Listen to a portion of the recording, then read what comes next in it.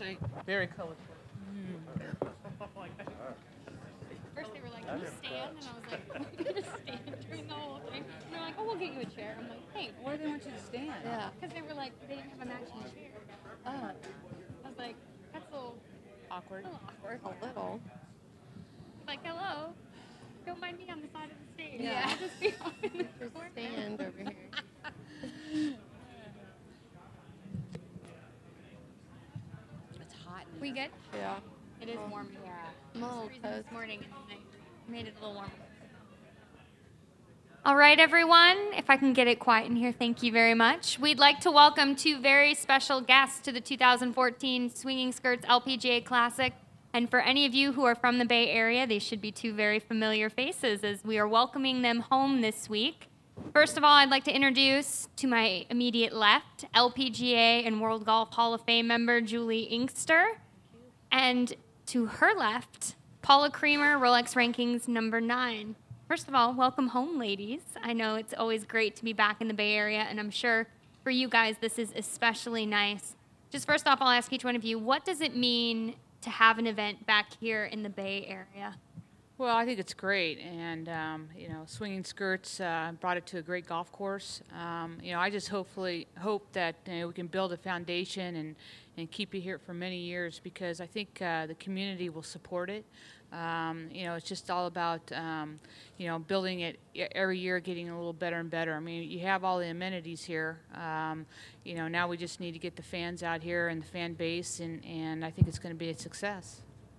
Yeah, I mean, for me coming home, it's always exciting being able to come and play such a great golf course. It's not only are we back in the Bay Area, but I mean, like Mer said, my goodness, I played this golf course when I was about 11 years old, and that was the last time I played, and I don't really remember it quite that much, but it is such a good track. I know that there's going to be a lot of people coming out on the weekends. So far, the weather's been great here.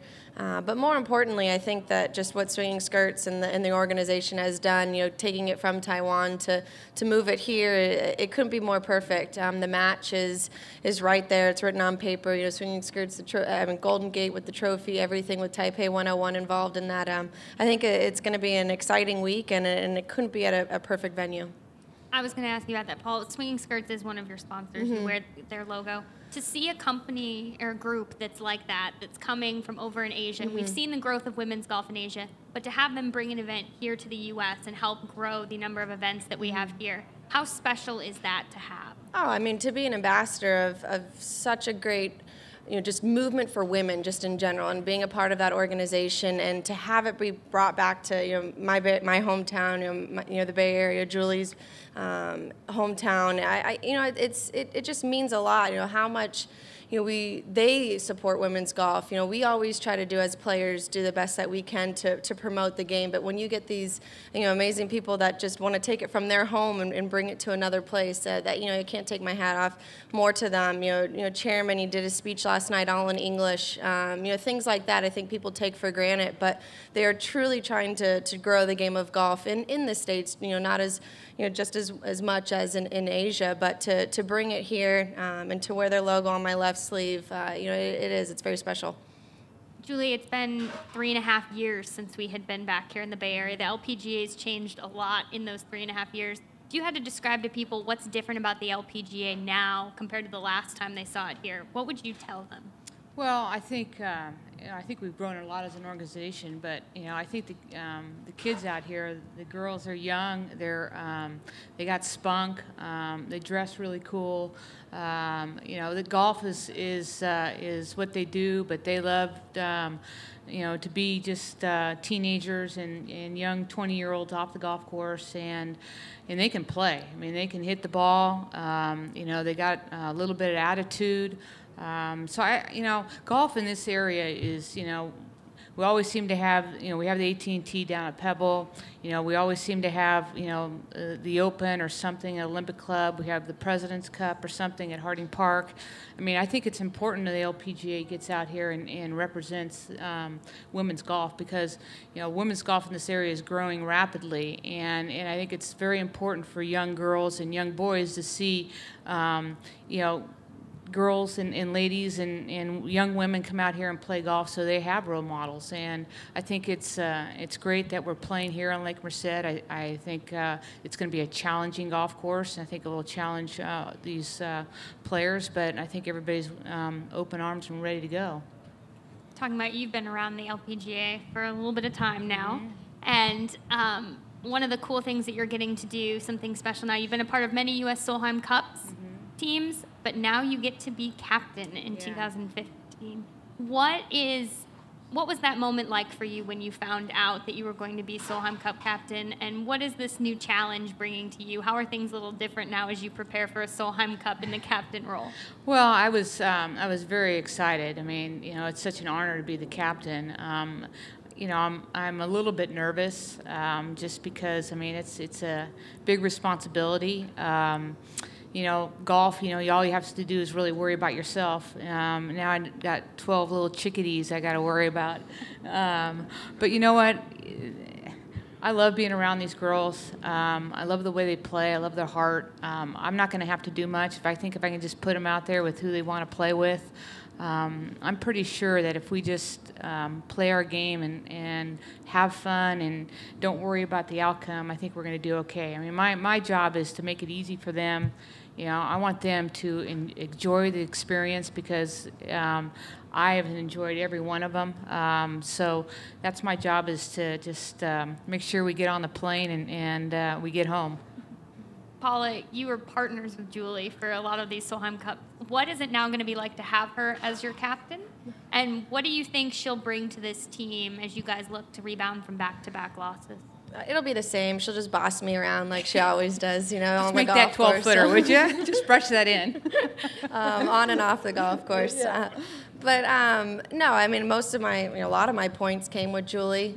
She's a great partner, and obviously she's been a role model and a mentor to me out on tour. And to have her be our captain, I couldn't see it going to anybody else but her. And you know, I have just the most utmost respect for her, and I know everybody on the team does. I think it's really neat when you get to play with somebody that then is going to be a captain. You know, I never got to play with Betsy King. I never really got to play with Nancy, but those were such an exciting time. You know, you just, when they speak, you listen. You know, and all of the captains have been that way with Beth and Meg and Rosie. I think it just shows that, you know, we're going to have a good team. It's going to be just about golf. And I think that that's kind of what we need to do. We need to get back on track with, you know, just playing our games. There's a reason why we're on the team. And I think that Juli knows that better than anybody, you know, not have all the frills and things going on with it. And it's going to just be about, you know, putting the best teams out there and get the job done. Well, I know we've always enjoyed watching both of you play in Solheim Cups and talking about emotion and fun. You guys bring it every time when we see you on the golf course. I'm going to open it up to questions. Just remember there's a microphone, so please wait until the microphone comes to you to ask the question. Ron? You kind of stole my question asking what kind of captain Juli would be, but so are you going to be one of the troublemaking chickadees, to borrow her word? Or, No. I don't have to worry about this one. What do you expect the dynamic to be like on the team with Juli leading? Oh, like I said, it's going to be about business, and you know, it's not just Juli too, but you know, her assistant, you know, with Pat. You know, they're the two of them together. They're, you know, two peas in a pod. They both fit each other. You know, what Juli doesn't do, Pat's awesome at, and you know, vice versa. And you know, once again, you get two players that, you know, Solheim has means so much to them. Every captain it does, but you know, at this particular one, you know, we haven't had the cup for, you know, the last two, and you know, it's important to get that back. And I couldn't see a better job and a better captaincy for Juli to be a part of, and to be the head leader. And every one of us will listen to her. Like I said, she bosses us on and off the golf course, and it'll be no different during that week. Juli, in Ron's story in the Chronicle about you the other day, that was a great story. In talking about the Solheim Cup captaincy, you said that the event needs a little more camaraderie and needs to be a little more fun. Can you elaborate on that? And Paula, what's your reaction to that as well? Well, I just think, you know, the last few years, I mean, I've been involved in a couple of them too, where I mean, I remember, you know, probably 3 or 4 of them ago, you know, if a European or somebody would chip in on me, you know, I'd just go up there and give them a high five and say, you know, good on it. You know, the bottom line is it's golf. It's a golf match. It's very competitive. We both want to win, but I think you can do that and still enjoy your competitor. And I think the last couple times it's gotten to be a little bit, you know, they don't say anything, we don't say anything, and it's gotten to be a job.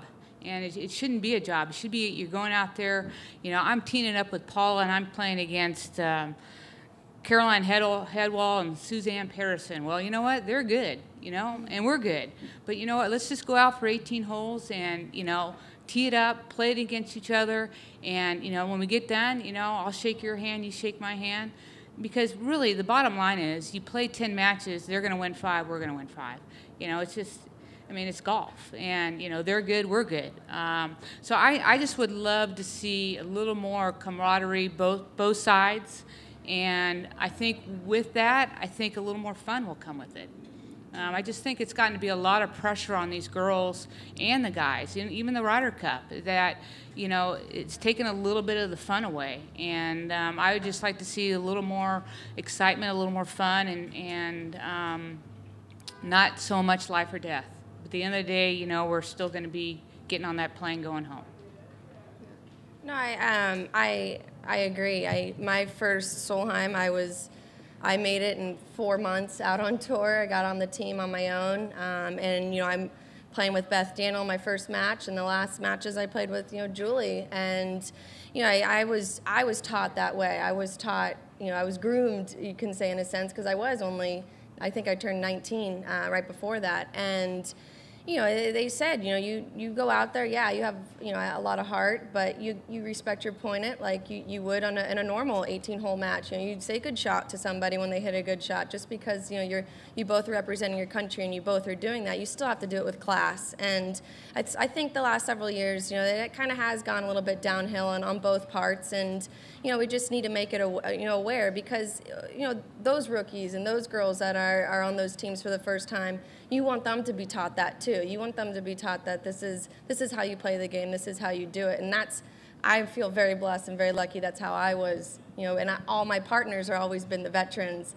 You know, I've only got, you know, I played with Lexi last time, and you know, I hope that I kind of carried that on with her too. And the same with, you know, Stacy's obviously not a rookie by any sense, but that was her rookie time in the States playing. You know, it's very different overseas and at home. It's just a different pressure, but you still have to remember that you're not, you know, just wearing your name on your sleeve. You're wearing the United States, and you have to do that with pride as well as, you know, class. Paula, can you share a story of playing with Juli, or if Juli could share a story playing with Paula, whether it's in the Solheim or maybe the first time you guys played together? I'm just trying to get a sense, besides her bossiness, of the camaraderie. Oh, boss, that's no. Well, geez, my first, you know, experience out there, you know, Juli had an ingrown fingernail, and Yeah, I did. she did, and I was supposed to go out first match with her, and we played every practice round together. She came out, and she even, you know, she had it, you know, the doctor came in and helped her out because it got infected, and I mean, you can.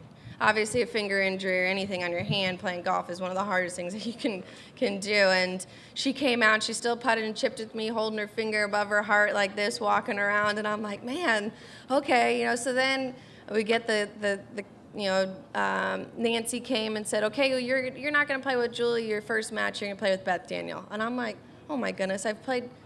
So Beth Daniel comes out. We played 9 holes together, and we go out our first match. And I'm thinking, holy smokes, I've prepared everything with Jules, and she goes, you know, and has this. But you won. Yeah, we did. We okay, ended up thank winning. you. That's good.